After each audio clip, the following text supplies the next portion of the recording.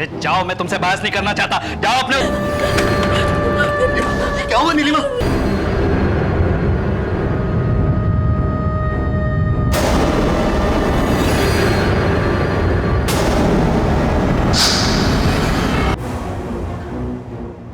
मैं नहीं जानती किसने भेजा।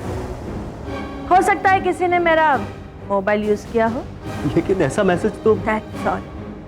इससे ज्यादा आपको बताने के लिए मेरे पास कुछ नहीं है और आप मुझे फोर्स नहीं कर सकते। I know my rights. बदलते वक्त के साथ हर चीज बदल जाती है। शायद इसलिए इंसान रिश्तों के ऐसे बंधन बनाता है जो जीवन भर उसका साथ दे। लेकिन कहीं ये रिश्ते ही बदल जाएं तो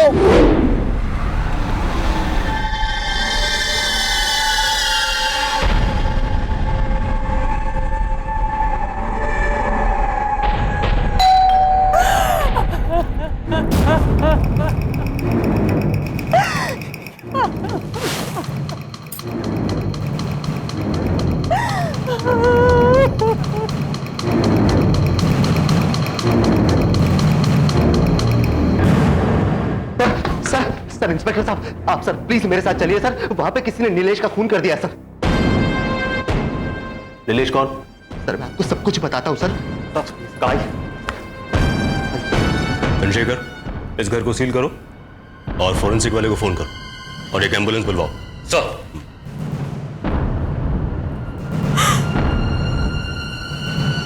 आई एम सॉरी, मैं जानता हूं ये जरा मुश्किल है, लेकिन नीलेश ने जैसे ही दरवाजा खोला 3 लोग अंदर घुस आए।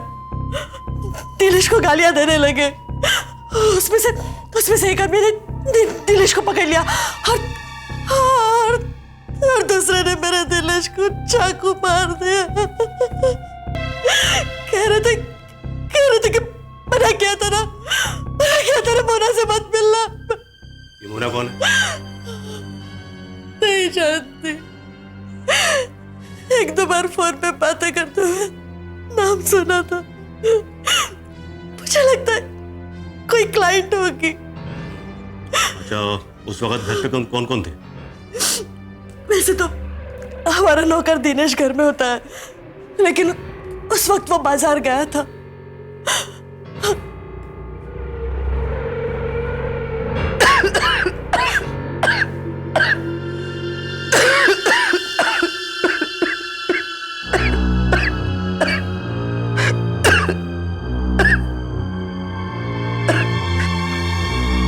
बाजी, जब आप घर पर थी तो क्या हुआ था? आपने कुछ देखा कि नहीं? Excuse me inspector, I am sorry, मैं आपको बताना भूल गई कि मेरी मदर इन लॉ है। इन्हें पैरालिसिस हुआ है। ये बोल नहीं पाती। इन्हें कुछ पूछने का कोई मतलब नहीं। डॉक्टर जोशी इन्हीं की ट्रीटमेंट के लिए यहाँ आते हैं। डॉक्टर जोशी? जी सर, हुआ ऐसा कि मैं जब गाड़ी से उतरकर आया तो मुझे अंदर से नीलिमा भाभी के रोने की आवाज सुनाई दी। मैं तो घबरा गया सर। फिर अंदर आकर मैंने देखा तो नीचे जमीन पर नीलेश की लाश पड़ी हुई थी। क्या? ओ, क्यों बे? तू कहाँ था जब ये सब हुआ? साहब, मैं तो मार्केट से आइसक्रीम लाने गया था। भैया जी ने खुद ही मंगवाई थी। डॉक्टर साहब के जाने के 2-3 मिनट बाद ही मैं आ गया हूं, लेकिन तब तक सब कुछ खत्म हो गया।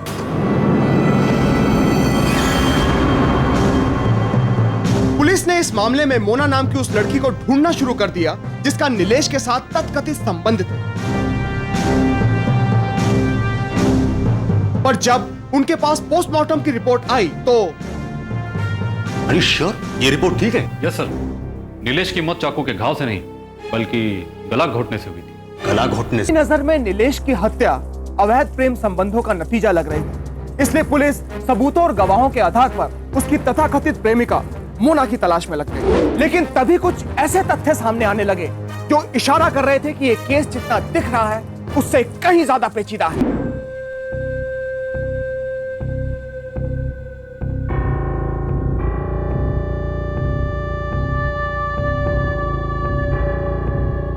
आपको पूरा यकीन है कि उन्होंने किसी मोना का नाम नहीं लिया था? ये सवाल आप मुझसे कई बार कर चुके हैं और मैं इसका जवाब दे चुकी हूं। लेकिन मैं तो देखिए, मैं एक लॉयर हूं, अपने राइट्स जानती हूं, सो प्लीज डोंट हैरेस मी। मुझे जो स्टेटमेंट देना था मैंने दे दिया, जो कुछ बताना था आपको बता दिया। ठीक है, हमें आपकी मदर इन लॉ से कुछ सवाल पूछने हैं।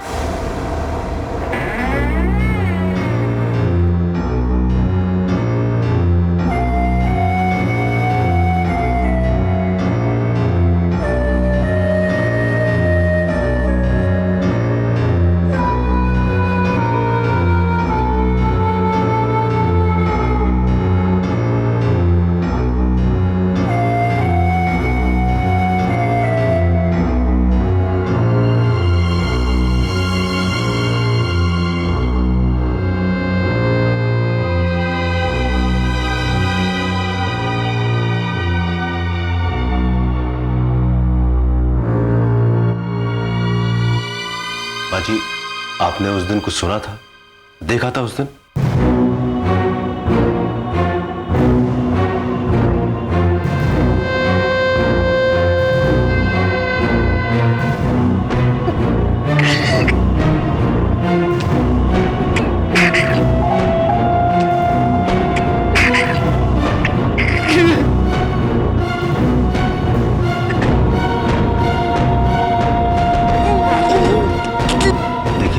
आपको परेशान नहीं करना चाहता, लेकिन अगर आप कुछ भी बता सकेंगी हमारे लिए तो।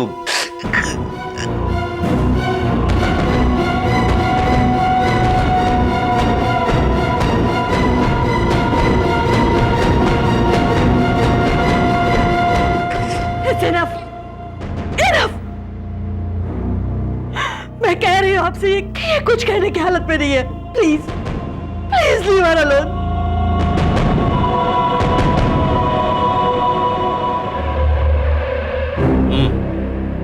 अच्छा ये बता, डॉक्टर जोशी हफ्ते में कितनी बार घर आते थे? 2 बार, पर माँ जी की तबीयत खराब होती थी तो ज्यादा भी आना होता था। और डॉक्टर जोशी जब घर आते थे तो नीलिमा घर पर होती थी? जी वो तो होती थी। मतलब हफ्ते में 2-3 बार। अच्छा, नीलिमा और मिस्टर जोशी इनमें कैसी बनती थी? जी अच्छी ही थी। काफी नजदीक आ गए होंगे दोनों, है ना? जी देखो, तुम्हें नीलिमा से घबराने की कोई जरूरत नहीं। तुम हमें सच सच ये बता दो कि नीलिमा और डॉक्टर जोशी के बीच में क्या चल रहा है। बाकी हम तुम्हें कुछ नहीं होने देंगे। साहब मुझे कुछ नहीं पता साहब।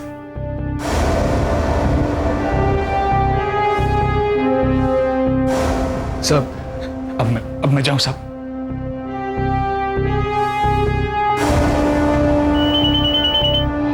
क्या रे? हाँ, बड़ा मोबाइल शोबाइल लेके घूमता है। इधर आ। जी इधर दिखा, मोबाइल दिखा।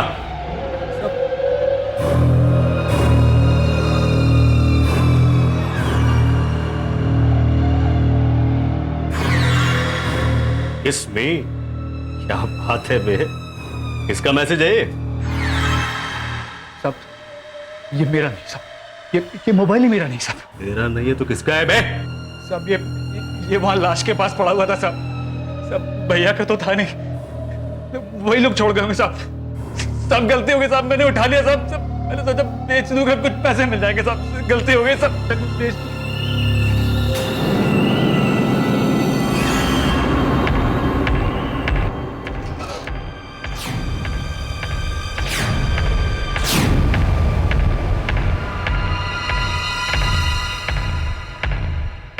तो इस सब से आप और मिस्टर जोशी काफी नजदीक आ गए होंगे ना? What kind of question is that? आपको मालूम है मैं ऐसे किसी सवाल का जवाब नहीं दूं। मैं आपके और मिस्टर जोशी के रिश्ते के बारे में पूछ रहा था मैडम। उनका इस केस के साथ कोई रिश्ता नहीं है। और आप जानते हैं, आप मुझसे इस तरह के सवाल नहीं पूछ सकते।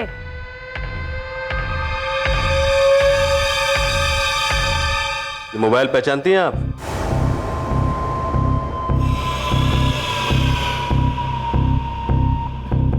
जी नहीं। मैं नहीं जानती ये किसका फोन है।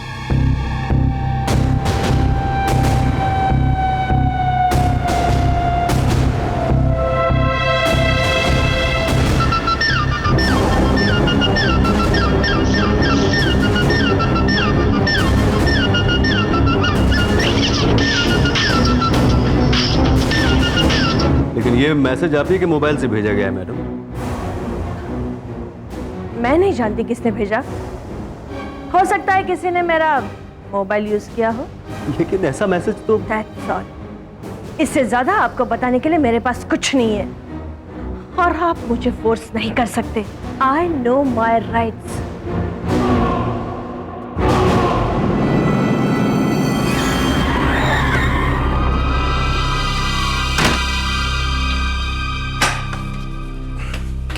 अरे इंस्पेक्टर साहब आप। हाँ मैं। साहब ये बताओ मेम साहब घर पे है? साहब वो तो बाहर गई हैं, देर से आएंगी। साहब आप बैठिए ना, चाय वाय पिलाता हूं। अबे चाय पीने नहीं आया हूं यहाँ पे। ये बता माजी कहाँ है? उनसे कुछ पूछ रहा है मुझे।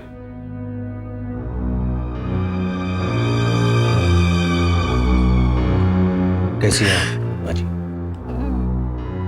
आपसे कुछ सवाल पूछने हैं मुझे।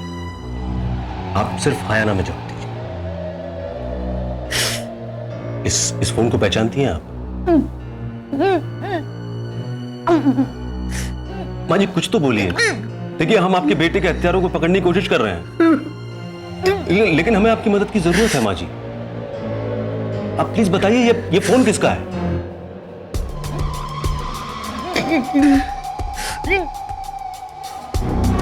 तो क्या आवेग में किए गए ज्यादातर अपराधों में अपराधी कोई ऐसी चीज को नजरअंदाज कर देता है जो पुलिस को उस तक पहुंचा देती है। अपने तेज दिमाग और कानून की समझ से नीलिमा ने पुलिस को कई बार गुमराह किया तो कई बार परेशान, लेकिन वो इस बात को नजरअंदाज कर गई कि नीलेश की मां का एक उंगली उठाना उसके सारे राज खोल देगा।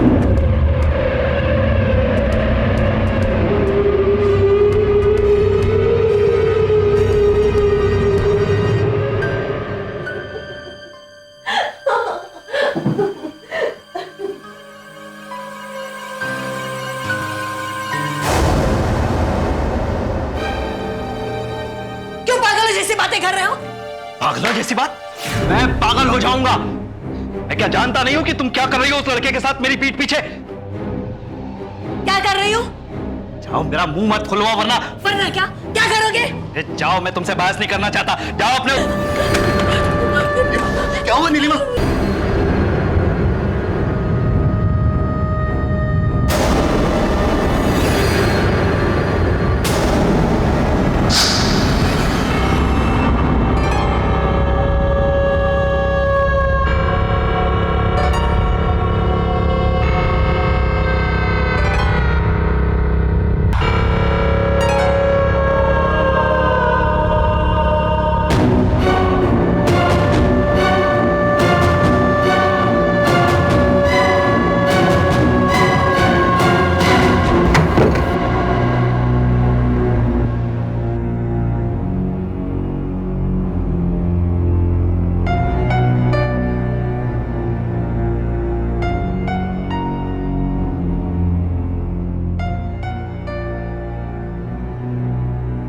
नीलिमा और दिनेश पुलिस की हिरासत में है। इस केस में पुलिस अपनी चार्जशीट दाखिल कर चुकी है और अदालत में इस केस की सुनवाई जल्दी शुरू होने की संभावना है।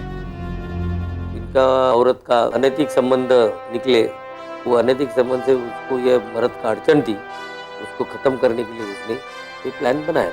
वासना की आग में अपने घर, अपने परिवार और अपने जीवन साथी को छोड़कर कूद जाना, ये इंसान के अंदर के खोखलेपन का नतीजा है। ये आग कुछ देर तो गर्मी दे सकती है, लेकिन अंत में सब कुछ जलाकर खाक कर देती है। रोज देखते हैं टीवी पर, फिल्मों में, लेकिन असली हीरो वो कहां मिलता है? असली हीरो की तलाश में क्राइम पेट्रोल की टीम ने नवी मुंबई के वाशी रेलवे स्टेशन पर रचाया एक जुर्म। हमने ये जानने की कोशिश की कि लोगों की क्या प्रतिक्रिया है जब उनकी आंखों के सामने कोई जुर्म घटता है। आइए देखते हैं क्या कोई हीरो हमें मिलता है जो देता है जुर्म को अपना मुंह तोड़ जवाब। 6 सितंबर 2005 दोपहर के 4 बजे का वक्त, जगह मुंबई शहर का वाशी रेलवे स्टेशन।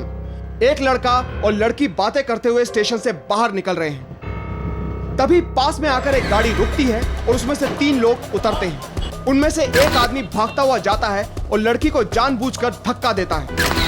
उसकी इस हरकत से लड़की के दोस्त और उसकी हाथापाई शुरू हो जाती है। लड़की बीच बचाव करती है और अपने दोस्त को झगड़ा बढ़ाने से रोकती है। लड़की और उसका दोस्त जैसे ही वहां से निकलते हैं, उस आदमी के बाकी साथी अचानक उन दोनों पर हमला कर देते हैं। तीनों बदमाश लड़के को बुरी तरह से मारना शुरू कर देते हैं। एक बदमाश चाकू निकालता है और लड़के पर वार करना शुरू कर देता है। लड़की मदद के लिए चिल्ला रही है। पास ही में खड़े 2 बहादुर लोग मदद के लिए आगे आते हैं और बदमाशों को रोकते हैं। अन्य लोगों की सहायता से तीनों बदमाशों को काबू में कर लिया जाता है। पेट्रोल के आज के एपिसोड के 2 असली हीरो हैं, मिस्टर जयेश और मिस्टर गौतम, जिन्होंने अपनी जान की परवाह ना करते हुए जुर्म को दिया अपना मुंह तोड़ जवाब। क्राइम पेट्रोल की टीम इनके इस प्रयास की सराहना करती है और इन्हें कैश प्राइज और ब्रेवरी अवार्ड प्रदान करती है। मिस्टर जयेश, बहुत बहुत मुबारक आपके। Well done.